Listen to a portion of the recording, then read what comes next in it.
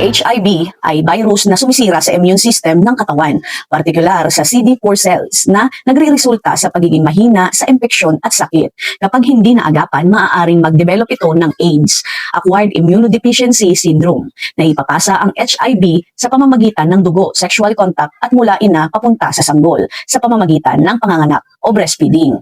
Mga mahahalagang sintomas ng HIV, maagang yugto, acute HIV infection, lagnat, sore throat, at pananakit ng kalamnan, paminsan rashes sa balat, pagkapagod at panghihina. Pangalawa, chronic stage, maaaring walang sintomas sa loob ng maraming taon, unexplained weight loss, at merong fungal, bacterial, viral, present na siya. Persistent ang diarrhea o night sweat. Dito naman tayo sa advanced stage or AIDS, severe immune suppression, opportunistic infection tulad ng TB at pneumonia, mga namamagang lymph nodes at prolonged na fever. Tandaan, maraming tao ang walang sintomas sa umpisa, kaya mahalaga ang regular na testing kung high risk.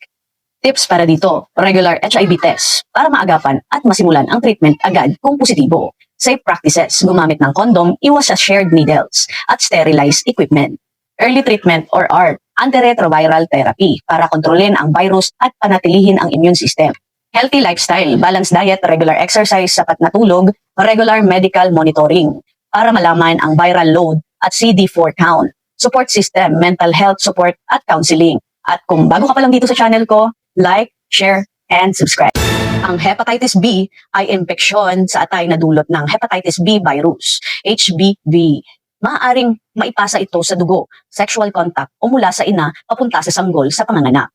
Kung hindi maaagapan, maaaring magdulot ito ng chronic hepatitis o cirrhosis o liver cancer. Mga mahahalagang sintomas ng hepatitis B, pagkapagod o panghihina, paninilaw ng balat at mata or jaundice, madilaw na ihi, dark urine, pananakit o kabag sa tiyan sa itaas na bahagi, loss of appetite o kawalan ng gana sa pagkain, pagduduwal o pagsusuka, madalas na mild fever o pananakit ng kalamnan. Tandaan, maraming kaso ng hepatitis B ay walang sintomas sa umpisa, kaya mahalaga ang screening lalo na sa mga high-risk group. Tips ko lang para dito, vaccination. Hepatitis B vaccine ay pinakamabisang proteksyon. Iwas sa kontaminadong dugo o body fluids. Gumamit ng sterilized needles at proteksyon sa sexual contact. Healthy diet, iwas sa sobrang alak at fatty foods. Kumain ng gulay, prutas at lean protein. Regular check-up at monitoring ng atay para maagapan ang liver damage. Supportive care kung infected. Sapat na ang pahinga, hydration at tamang medisina kung prescribed. At kung bago ka pa lang dito sa channel ko, like, share, and subscribe. Ang hepatitis A ay infeksyon sa atay na dulot ng hepatitis A virus HAV. Karaniwang itong nakukuha sa kontaminadong pagkain o inumin. At kadalasan ay pansamantala lamang at hindi nagdudulot ng chronic liver disease. Mahalaga ang malinis o kalinisan at tamang food handling upang maiwasan ang infeksyon.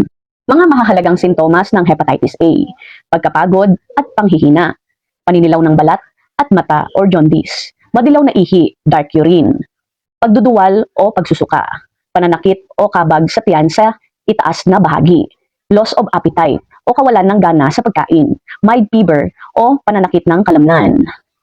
Tandaan, may mga kaso na mild lamang ang sintomas o asymptomatic lalo na sa mga bata, kaya preventive measures ang pinakamahalaga.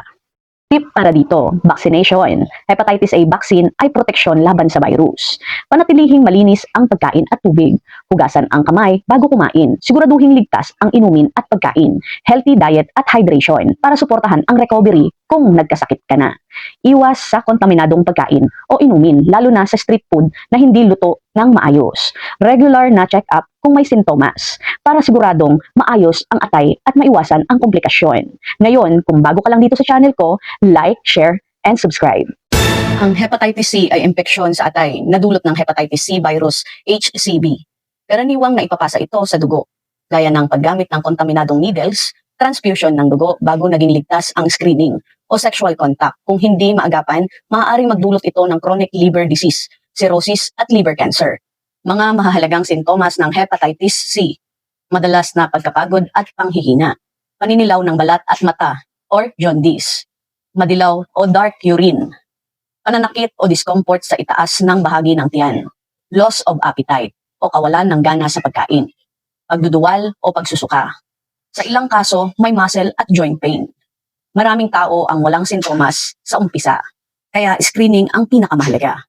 Mga tips para dito, iwas sa kontaminadong dugo o needle, gumamit ng sterile equipment at safe practices. Healthy diet, gulay, prutas, lean protein, iwas sa sobrang taba at alak. Regular check-up at liver monitoring para maagapan ang komplikasyon. Vaccination kung wala pa, proteksyon laban sa hepatitis A at B, consultation para sa doktor kung positibo, para sa tamang antiviral treatment. Stay hydrated at rest, suporta para sa liver function at recovery. At kung bago ka pa lang dito, like, share, at subscribe. Ang postpartum period ay ang unang 6 to 12 na linggo pagkatapos manganak sa panahong ito. Nakakaranas ang katawan ng pagbabago, physical at emotional. Maaaring makaranas ng fatigue, hormonal shift, pananakit ng katawan at stress na mahalaga ang self-care at monitor ng sintomas para maiwasan ang komplikasyon at mapanatili ang kalusugan ng ina at sanggol.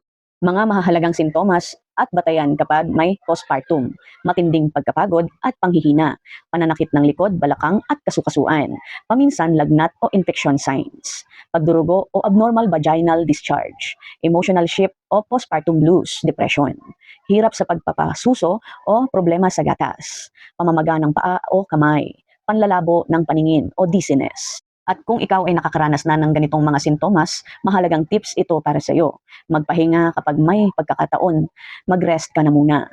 Yan ang pinaka-the best. Uminom ng sapat na tubig at kumain ng masustansya para sa milk supply at energy.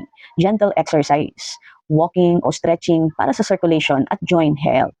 Support system, family o partner support sa daily task o emotional care. I-monitor ang symptoms. Agad na kumonsulta sa doktor kung may lagnat, malakas na pagdurugo o depresyon. Balanced diet at vitamins para sa recovery at postpartum health. At kung bago ka pa lang dito sa channel ko, like, share, and subscribe. High uric acid or gout, alta presyon ng asukal sa dugo. Ang gout ay kondisyon kung saan tumataas ang uric acid sa dugo na nagdudulot ng crystal deposits sa kasukasuan. Ito ay nagre-resulta sa biglaang pananakit o pamamaga at pamumula ng mga joints. Kung hindi maaagapan, maaaring magdulot ito ng permanenteng joint damage at kidney problems. Mga mahahalagang sintomas ng gout o high uric acid, biglaang matinding pananakit ng kasukasuan karaniwan sa hinlalaki ng paa, pamamaga at pamumula ng apektadong joint, mainit na pakiramdam sa kasukasuan, limitadong galaw o stiffness sa apektadong joint, uminit o sumakit lalo na sa gabi. Minsang may crystal deposit na makikita sa ilalim ng balat. At tips para dito, iwasan ng high purine foods, red meat, organ meats, sardines at seafood. Uminom ng sapat na tubig, hydration na nakakatulong sa paglabas ng uric acid. Limitahan ng alak at sugary drinks, alcohol at soft drinks na nagpapataas ng uric acid. Kumain ng low purine foods, gulay, prutas at low-fat dairy. Regular na light exercise para sa overall health at timbang control. Konsulta sa doktor para sa tamang medikasyon at uric acid monitoring. At kung bago ka pa lang dito sa channel ko, like, comment, share, and subscribe.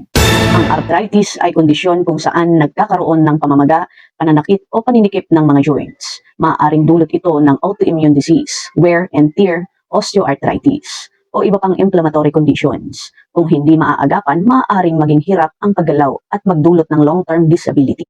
Mga mahalagang sintomas ng arthritis, pananakit ng kasukasuan, lalo na sa umaga o pagkatapos ng matagal na hindi paggalaw, paninikip o stiffness ng joint, pamamaga at pamumula ng apektadong joints, mainit na pakiramdam sa joints, limitadong galaw o hirap sa basic movements, pagyuko, paglakad, paghawak ng bagay, tunog sa joints, crack or pop kapag gumalaw, pagkapagod o panghihina kapag malala ang kondisyon. Tips para dito, panatilihin ng healthy weight, bawasan ang pressure sa joints lalo na sa tuhod at balakang. Regular na light exercise, walking, swimming, stretching para sa flexibility at mobility. Kumain ng anti-inflammatory foods, fatty fish, gulay at prutas na rich in antioxidants. Iwasan ang processed at sugary foods. Gumamit ng heat o cold therapy. Supportive ang soft footwear. Regular check-up sa doktor o physical therapies. Hypertension or high blood pressure, mataas na presyon ng dugo. Ang hypertension ay kondisyon kung saan ang presyon ng dugo sa mga ugat ay mas mataas sa normal. Sa una, madalas walang nararamdaman na sintomas, kaya tinatawag itong silent killer. Kapag hindi naagapan, maaaring magdulot ito ng sakit sa puso, bato, utak, or stroke, at iba pang komplikasyon. Mga mahahalagang sintomas ng hypertension o tinatawag na silent killer. Madalas sakit ng ulo, lalo na sa umaga. Pagkahilo o vertigo. Pagkapagod o madaling mapagod kahit simpleng gawain. pamamaga ng paa o kamay o edema, palpitations o mabilis na tibok ng puso, panlalabo ng paningin. Kung malala na, maaaring magsanhi ng chest pain o hirap sa paghinga. Tandaan, maraming taong ang walang nararamdamang sintomas, kaya mahalagang regular na sukatin ang blood pressure. Tips para dito: kontrolin ang sodium intake, limitahan ng alat at processed food. Healthy diet, gulay, prutas, at lean protein. Regular na ehersisyo, walking, swimming, at light cardio na 30 minuto araw-araw. Bawasan ang stress, meditasyon, deep breathing o hobbies. Huwag manigarilyo at limitahan ang alak. Regular na check-up para ma-monitor ang blood pressure at maiwasan ang komplikasyon. Kung bago ka pa lang dito sa channel ko, huwag mong kalimutan na mag-like, share, at mag-subscribe. Ang diabetes ay kondisyon kung saan ang katawan ay nahihirapang kontrolin ang blood sugar, asukal sa dugo. Maaaring dahil sa kakulangan ng insulin o hindi maayos ang paggamit ng insulin ng katawan. Kung hindi maagapan, maaaring magdulot ito ng komplikasyon sa puso, bato, mata at iba pang bahagi ng katawan.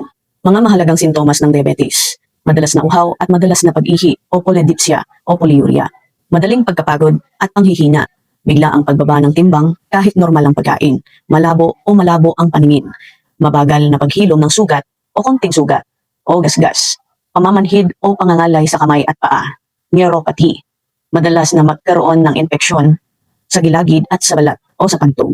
Paalala, wala ka pa man nararamdaman na ganito, kontrolin ang pagkain, limitahan ang matatamis, processed food at refined carbs. Regular na ehersisyo, paglalakad, mag-jogging o light exercise araw-araw para mas maayos ang sugar metabolism. Monitor ang blood sugar, regular na pagsusuri para malaman kung maayos ang kontrol. Uminom ng sapat na tubig, hydration, makakatulong sa kidney at sugar regulation. Regular na check-up sa doktor para maagapan o komplikasyon at matutukan ang tamang treatment.